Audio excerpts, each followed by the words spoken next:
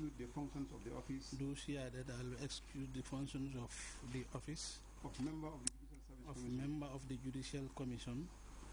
Without fear or favor. Without fear or favor. Affection or ill will. Affection or ill will. According to the Constitution. According to the Constitution. And the laws of the Gambia. And the other laws of the Gambia. So help me God. Oath of secrecy. I, Kausu El Jiba. I, Kausu El Jiba. Having been appointed as member of the Judicial Service Commission. Having been appointed member of the Judicial Service Commission. Of the Republic of the Gambia. Of the Republic of the Gambia. Do swear that I will not directly. Do swear that I will not directly or indirectly reveal such matters as may be committed to my secrecy. So help me God. So help me God.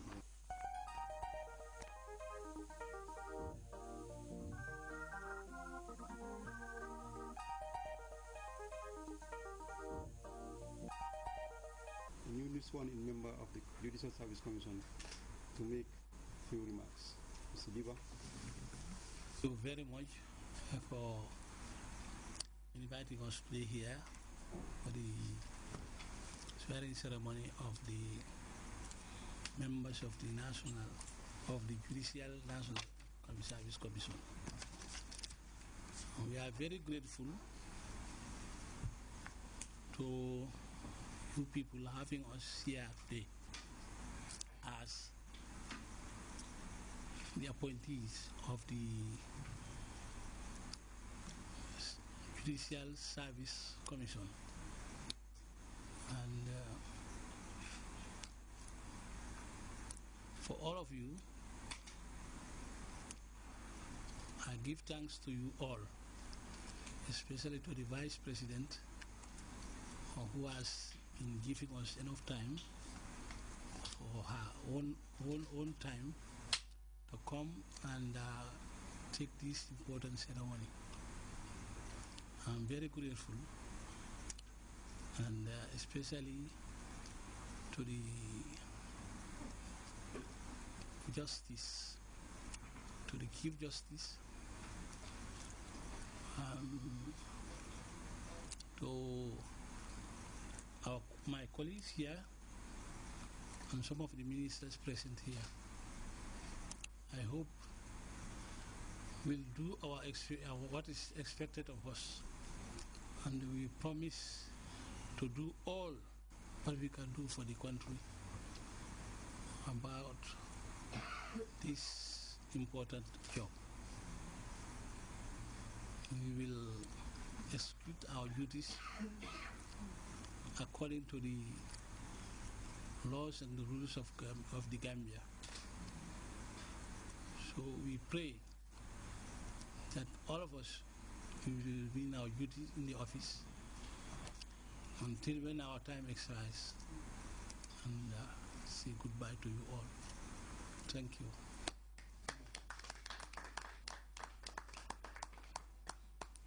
Now I call on His Lordship the Chief Justice to also deliver his statement or make some few remarks. Your Lordship. Your Excellency, the Vice President, Republic of the Gambia, and Minister for Women Affairs, Dr. Ajaratu Aisatun Jai Saidi,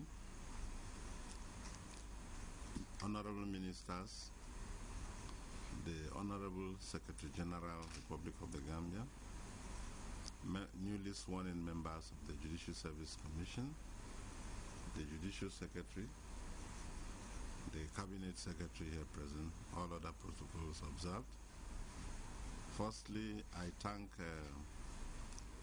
Her Excellency the Vice President for presiding over this ceremony. And like I had said on some other fora, she's always been there with the judiciary in many ceremonies. And last time we were here for the swearing in of Justice Maricene Firdaus. I thank His Excellency the President of the Republic of the Gambia, Sheikh Professor Alhaji Dr.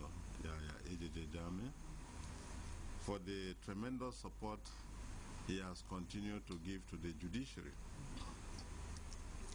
and for making access to justice for every Gambian, particularly the vulnerable and those in the rural areas, a top priority. The government has shown its understanding that the fallout from an effective implementation of its legal sector strategy 2007 to 2011, which is being continued under the page, is an expansion of the judicial services, the legal services, and an improvement and an effective justice delivery process.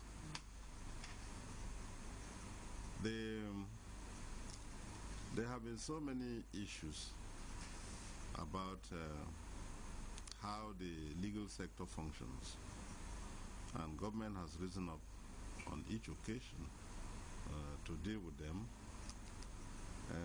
I'm happy we have the Honorable Attorney General here, who is a veteran of the legal profession in many areas, and he understands the ins and outs of it. And in subsequent times, I know some of the issues will be brought forward again.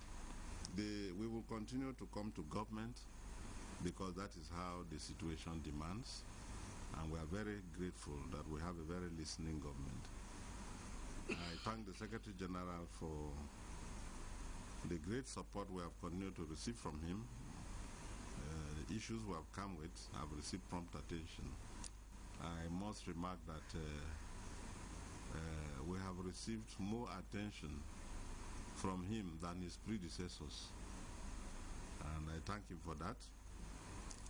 I would like to seize this opportunity to emphasize that the judiciary is a third arm of government and does not exist as a distinct government, but as part of the government of the Gambia, complementing the executive and the legislature.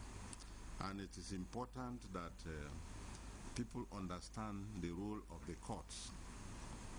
The courts are here to decide cases according to law and the facts of the case. So if a court sits in a criminal case, it will deal with the case based on its facts and will levy decisions according to law. If an accused person is convicted, a sentence that will pass is a sentence prescribed by law. So if the law prescribes death sentence, the judicial officer has no business deviating from the law. So in some of the cases that we've had death sentences being passed, those decisions were reached according to law. And good enough, most of them, or virtually all of them, went on appeal at the several levels of appellate courts, and virtually all of them failed. The appeals failed, and in that situation, what is left is for the judgment of the court to be enforced. I agree with the Vice President that enforcement, when sentences are carried out, is not a political issue. It's an issue of law. It's an issue of law. It happens in every other country. Gambia is not peculiar. I think that a more constructive approach should be that if we feel that certain type of sentences shouldn't be in our laws, we'll generate the right advocacy in the right manner so that we can initiate amendments of the law to reflect what we yearn for. But so long as the law stands the way it is, it will not be right to conduct ourselves as if something illegal or abnormal has been done. That certainly is not helpful to the cause of governance. In governance, it is important that those who support governance should support governance constructively and look at issues objectively. We may have our parochial positions. We are human beings. That is natural.